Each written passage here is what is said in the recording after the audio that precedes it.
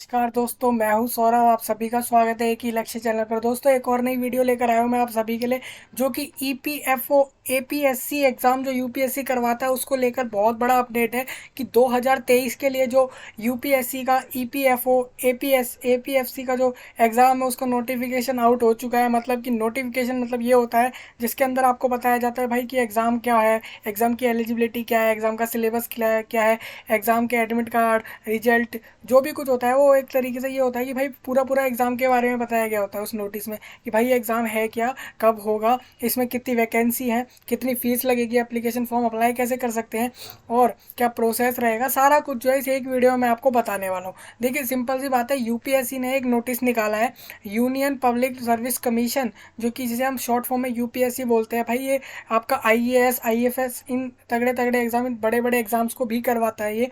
इन्हीं इन्होंने ये जो है आपका ईपीएफओ का और एपीएफसी का एग्ज़ाम करा था। भाई ईपीएफओ और एपीएफसी है क्या? आप बार बार बोल रहे हो ईपीएफओ एपीएफसी, भाई ये है क्या? मैं बताओ तो सही। देखिए, आपको सिंपल बताऊं यहाँ पे,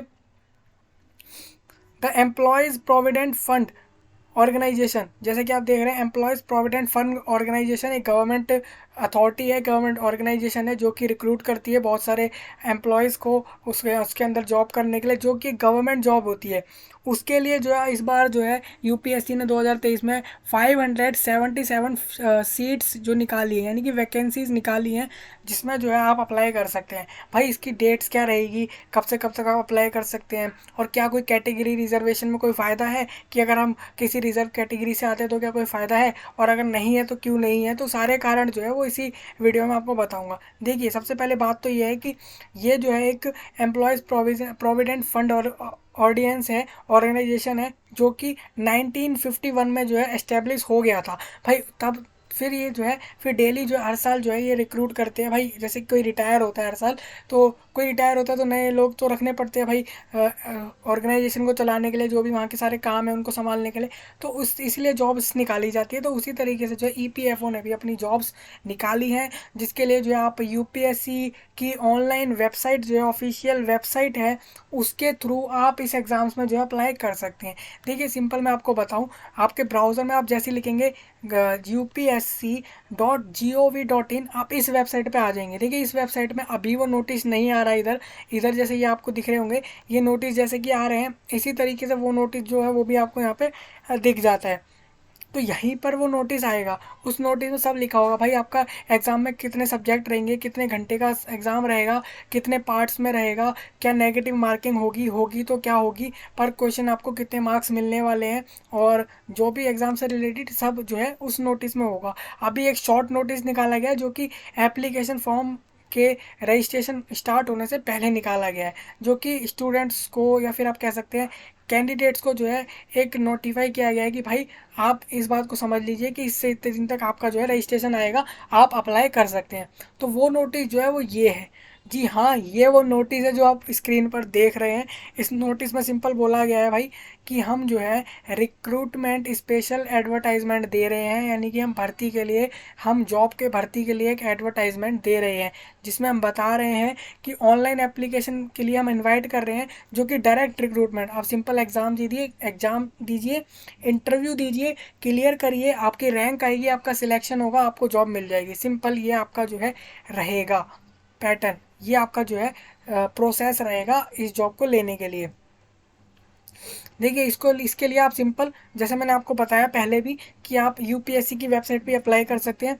25 फरवरी के दोपहर 12 बजे से लेके 17 मार्च 2023 को ही शाम के 6 बजे तक आप इसके लिए अप्लाई कर सकते हैं। और एक और बात, इसके अंदर जो है 419 सीट्स ऐसी हैं जो कि आपके एनफोर्समेंट ऑफिसर और अकाउंट्स ऑफिसर के लिए निकाली गई है। किसके अंदर? एम्प्लॉयज़ प्रोविडेंट फंड ऑर्गेनाइजेशन के अंदर, जो कि ministry of labour and employment के अंदर आता है, जिसके अंदर जो है आपका एससी, जो आपका स्केड्यूल्ड कास्ट और स्केड्यूल्ड ट्राइब से अगर आप आते हैं तो आपकी 57 और 28 सीट्स यानी कि वैकेंसीज है इस जॉब के लिए। साथ में ओबीसी के लिए 78, ईडब्ल्यूएस के लिए 51, और यूआर मतलब होता है अनरिजर्व्ड कैटेगरी, उनके लिए 204 जो है सीट्स रहेंगे, वैकेंसी रहेंगे।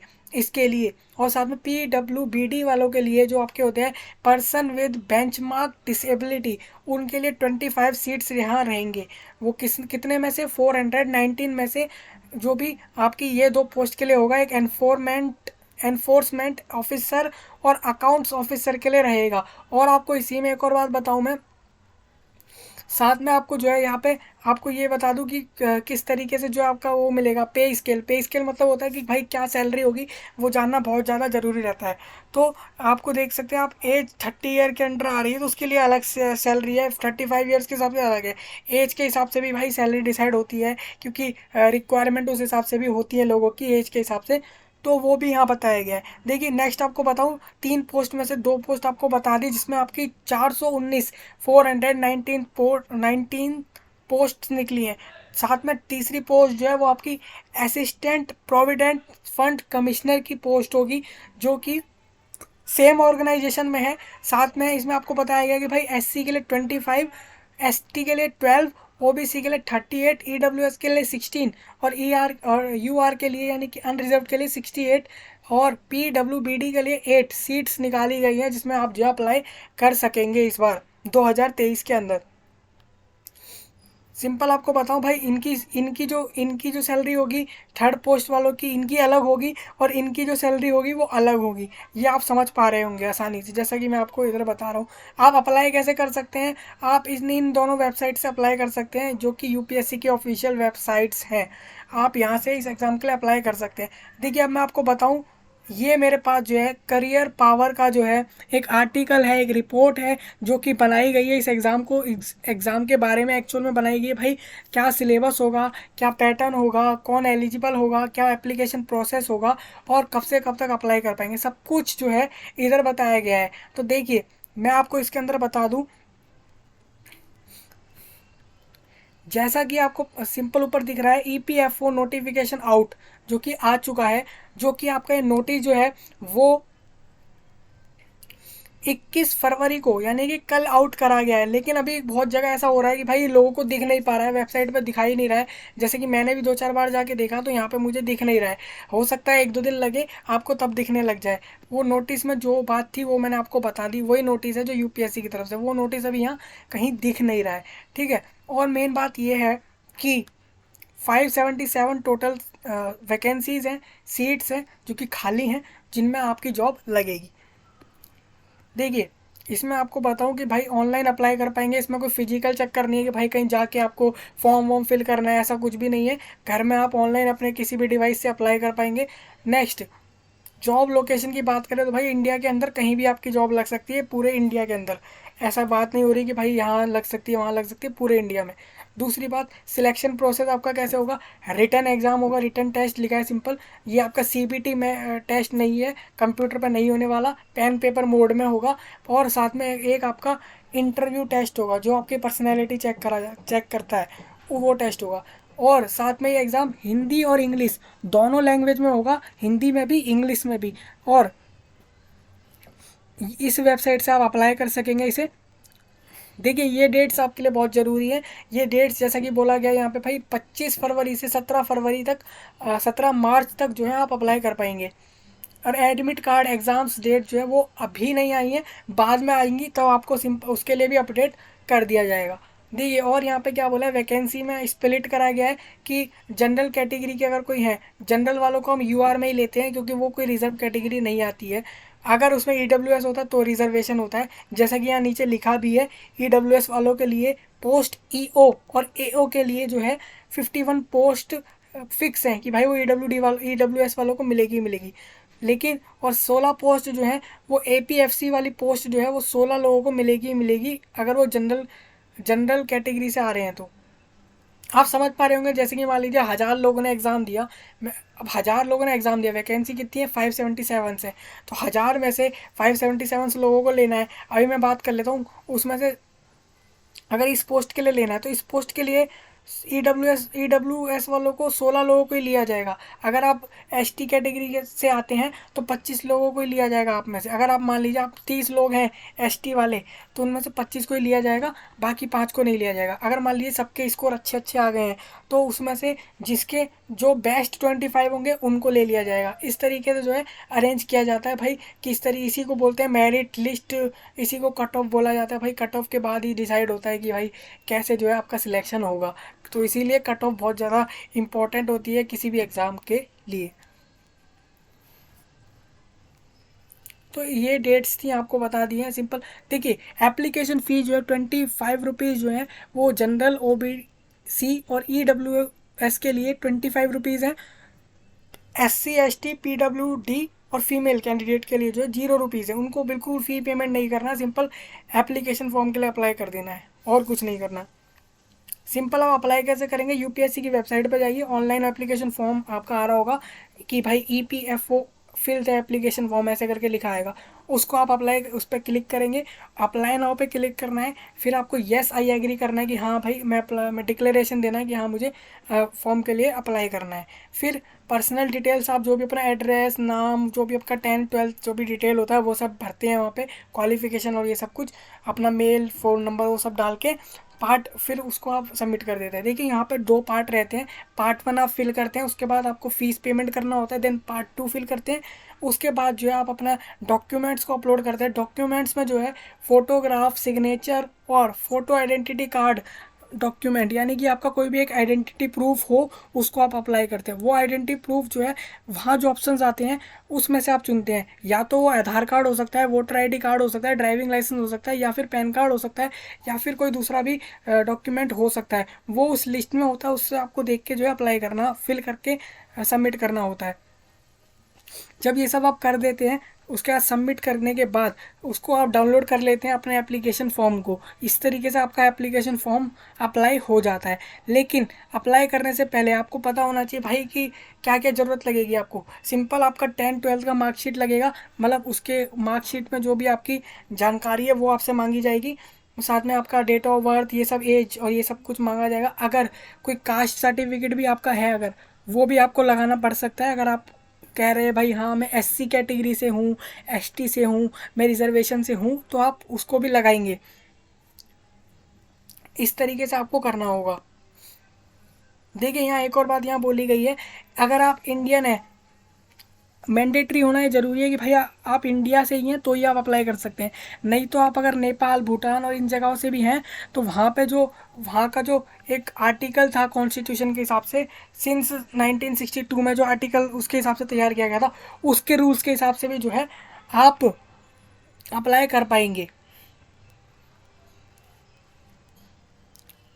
और साथ में एक और बात बताऊँ आपको, यहाँ पे लिखा है, देखिए क्या लिखा है, Tibetan refugee settled permanently in India since, जो भी 1962 से, यानी कि 1962 से जितने भी तिब्बतियन जो परमानेंटली इंडिया में रहने आ गए या रह रहे, उन लोगों के लिए जो है वो भी दे सकते हैं इस एग्ज़ाम को। इस तरीके से आपको बताया गया है, ऐसा नहीं है ऑलमोस्ट सिर्फ इंडिया चलेगा। A person of Indian origin settled permanently in India from country like, इन कंट्रियों से।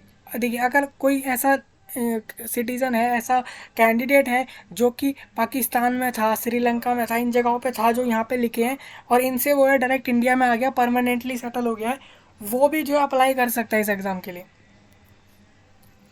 नेक्स्ट आपको बता दूं, क्वालिफिकेशन सिंपल है। ऐसा नहीं है कि 12th पास अप्लाई कर देगा, इसमें आपको एक बैचलर डिग्री लगेगी, चाहे वो कोई सी भी हो। आप किसी भी कोर्स में जो है पास आउट होंगे किसी भी यूनिवर्सिटी, कॉलेज से, जो कि पूरे इंडिया के अंदर कहीं से भी आता हो, चाहे वो प्राइवेट हो, सेंट्रल हो, स्टेट हो, डीम्ड हो, कोई सी भी यूनिवर्सिटी हो, वहाँ से आप पास होने चाहिए बस। फिर जो है आप इसके लिए अप्लाई कर पाएंगे बैचलर डिग्री के साथ। एज लिमिट आपको बताऊं तो एज लिमिट में यहाँ पे सिंपल है कि 35 एज मैक्सिमम हो सकती है आपकी, उससे ज़्यादा नहीं होनी चाहिए। और मिनिमम जो है आपकी यहाँ पे बताई नहीं गई है कि कितनी होनी चाहिए। ज़्यादा से ज़्यादा 35 उम्र होनी चाहिए, उससे ज़्यादा ना हो। अगर आपकी 35 क्रॉस हो जाती है और अगर आप SC ST कैटेगरी से आते हैं तो आप 40 साल की उम्र तक अप्लाई कर सकते हैं अपने। उसी तरीके से OBC में आप 38 यानी 38 तक जो है अप्लाई कर सकते हैं। ये आपको एज रिलैक्सेशन देती है गवर्नमेंट जॉब्स में, आपको ये अच्छी बात मिलने देखने को मिल जाती है।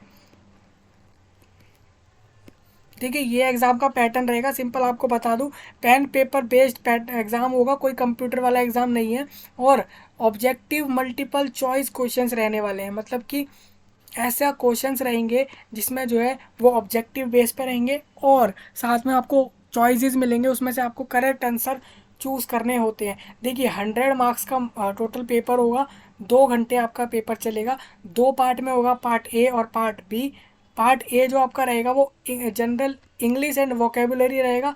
पार्ट बी जो आपका रहेगा वो आपका Indian culture and freedom movement with current events, और ये सारा जो है रहने वाले हैं टॉपिक्स आपके एग्ज़ाम्स में। एक बात और, एग्ज़ाम आपका हिंदी इंग्लिश दोनों मीडियम में होगा ये, और साथ में आपको क्या बोला गया है कि नेगेटिव मार्किंग भी होगी। अगर कोई क्वेश्चन 3 नंबर का है और आपने उसका गलत आंसर दे दिया है तो आपका 1 नंबर काट लिया जाएगा, जो आपने सही आंसर करे होंगे उनमें से। और साथ में यहाँ बोला गया है, if no answer is marked for a question there will be no penalty for that question. मतलब कि अगर आपने किसी क्वेश्चन का आंसर मार्क नहीं किया है तो उसके लिए कोई पेनल्टी नहीं है, वो सिंपल आपको उस क्वेश्चन के 0 मार्क्स मिलते हैं, जैसा कि आपको पता है। नॉट अटेम्प्टेड वाला केस होता है वो। पीडब्ल्यूडी कैंडिडेट जो होगा उसको पर आवर 20 मिनट्स जो है मिलने वाले हैं एग्ज़ाम के अंदर।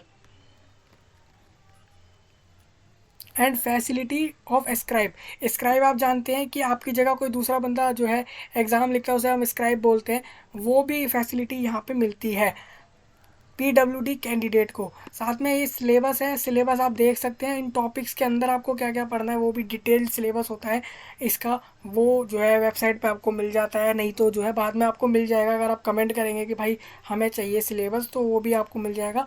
लेकिन मेन बात ये है, सब्जेक्ट ये है, इसके अंदर ये टॉपिक्स हैं।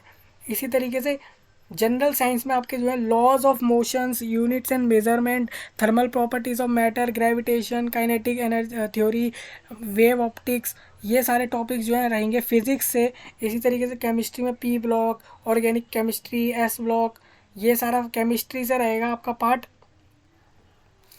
ये आपका रहेगा जनरल मेंटल एबिलिटी से, आपका ये वाला जो analogy, classification, series, coding, decoding, sitting arrangements और number, ranking and time sequence test, ये सारा कुछ जनरल मेंटल एबिलिटी से रहेगा। कंप्यूटर फंडामेंटल्स में आपका ये रहेगा, और मैथमेटिक्स में आपका ये सारा जो है सिलेबस रहेगा। अब देखिए सैलरी की बात बहुत ज़्यादा इंपॉर्टेंट होती है, जैसा कि पहले ही बताया था मैंने उस नोटिस से। सैलरी जो है आपकी इस रेंज के बीच में रहेगी, आप देख सकते हैं 43,600 से 55,200 के बीच में आपकी सैलरी रहने वाली है इस पोस्ट के लिए, इस ऑर्गेनाइजेशन में। और एडमिट कार्ड रिजल्ट जैसा बताया गया आपको बाद में आएगा, जो आपको बता दिया जाएगा। कट ऑफ की बात कर लूँ भाई, तो कट ऑफ जो है कैटेगरी वाइज, जो आपका रिक्रूटमेंट टेस्ट हुआ आपका, जो आपने ये दिया 2 घंटे का, उसके लिए जो आपका अलग अलग कैटेगरी के हिसाब से कट ऑफ है 187 जो है आपको जो है कट ऑफ लाना पड़ेगा। मतलब कट ऑफ सिंपल सी बात है, उसे मार्क्स भी कह सकते हैं, इतने मार्क्स जो है आपको लाने पड़ेंगे, इतने मार्क्स जो आपको लाने पड़ेंगे। प्लस अगर आप इंटरव्यू भी हो जाता है, यू आर कैटेगरी से हैं आप, मान लीजिए आप किसी कैटेगरी से नहीं आते रिजर्वेशन में, तो आपको जो है टोटल जो है फाइनल सिलेक्शन आपका 259 कट ऑफ जा गया था पिछली साल, 21-22 का कट ऑफ है ये भाई, कि इतने मार्क्स लाने पड़े थे कैंडिडेट को अपने सिलेक्शन के लिए। मतलब कि उस सिलेक्शन प्रोसेस में हिस्सा बनने के लिए, कि भाई उस लिस्ट में उसका भी नाम आ गया कि उसका भी सिलेक्शन हो सकता है, उसके लिए उसे ये रिक्वायरमेंट फुलफ़िल करनी पड़ी थी। तो ये कैटेगरी वाइज कट ऑफ है, जो कि आप यहाँ से देख पा रहे होंगे। ईडब्ल्यूएस जो होते हैं वो रिजर्वेशन में आते हैं, तो उनकी जो कैटेगरी होती है उनके लिए अलग कट ऑफ होती है, सिंपल 171.43 जो उनकी होती है वो अलग कट ऑफ रहती है। इंटरव्यू के बाद उनकी जो है ये फाइनल कट ऑफ रहती है। ये 21-22 का डेटा है, अभी जो है इस साल का तो आना बाकी है एग्ज़ाम, और इन सब के बाद आएगा। तो ये पिछली साल के हिसाब से आप समझ सकते हैं भाई, हमें इस तरीके से तैयारी करनी पड़ेगी कि हमारा इतना तो आ ही जाए कि हम फाइनल राउंड में पहुंच जाए, फाइनल सिलेक्शन में पहुंच जाए। इस तरीके से आपको करना होगा। एक बात और ध्यान रखने वाली ये है कि भाई 577 जो है सीट्स हैं, ज़्यादा इतनी भी ज़्यादा सीट्स नहीं है, तो हमारी जो कंपटीशन है वो हाई रहने वाला है। क्यों? सीट्स कम है, कैंडिडेट हमेशा हर एग्ज़ाम्स में ज़्यादा अप्लाई करते हैं, और सिलेबस जिस हिसाब से यहाँ पर दिख रहा है सिलेबस बड़ा है काफ़ी। सिलेबस के लिए आपको प्रिपेयर करना चाहिए। मार्च के एंड तक शायद एग्ज़ाम हो जाएगा, ये मार्च या अप्रैल ऐसे ही कुछ होगा ये एग्ज़ाम। तो इस एग्ज़ाम के लिए वेल प्रिपेयर होके जो है इस एग्ज़ाम को दे। देखिए मेन बात तो ये है कि फ़ीस जो है 25 रुपीज़ ओनली लग रहे हैं सिर्फ अनरिजर्व वालों के लिए। रिजर्व वालों के लिए कुछ भी नहीं लग रहे, और गवर्नमेंट जॉब है, अच्छे खासे पर्क और बेनिफिट्स मिलते हैं, तो कोई क्यों नहीं अप्लाई करे। आप अप्लाई करेंगे तो सही रहेगा आपके लिए, क्योंकि बेनिफिट बहुत है, नुकसान कुछ नहीं है। एक एप्लीकेशन फॉर्म में भी कुछ नहीं है भाई, 25 रुपीज़ आ रहे हैं, कोई वो भी नहीं है रिस्क वाली बात। तो इस तरीके से आप इसको देख सकते हैं इस एग्ज़ाम को, और आप फॉर्म फिल करके अप्लाई कर सकते हैं। देखिए फॉर्म डेट आपको फिर एक बार दोबारा बता रहा हूँ, 25 फरवरी से 17 मार्च 2023 शाम 6 बजे से पहले पहले तक आप अप्लाई कर सकते हैं। कहाँ से करेंगे? यूपीएससी की वेबसाइट से। क्या आपको करना होगा? सिंपल सी बात, आपको एक डिग्री पास होना चाहिए, सिंपल। इंडिया के अंदर कहीं से भी हो, कोई भी सब्जेक्ट हो, डज अन मैटर, और 35 से कम आपका एज होना चाहिए, बस इतना हो जाए। और डिग्री ऐसे वैसे नहीं भाई, पास में भी आपको 55 to 60% होना चाहिए आपके डिग्री में लिखा हुआ कि भाई इतने से ऊपर इसके आए हैं, उस तरीके से किसी भी कैंडिडेट के। तो इस तरीके से जो है आपको करना होगा इस एग्ज़ाम के लिए अप्लाई। तो ये था दोस्तों आप सभी के लिए एक इम्पॉर्टेंट अपडेट, जो कि यूपीएससी, ईपीएफओ और एपीएफसी पोस्ट के लिए एग्ज़ाम की जो नोटिफिकेशन है यूपीएससी के ऑफिशियल वेबसाइट के ज़रिए, वो नोटिस बता दिया गया है, यानी कि आउट हो चुका है। तो दोस्तों इस वीडियो में इतना ही, मिलते हैं अगली वीडियो में, तब तक के लिए धन्यवाद।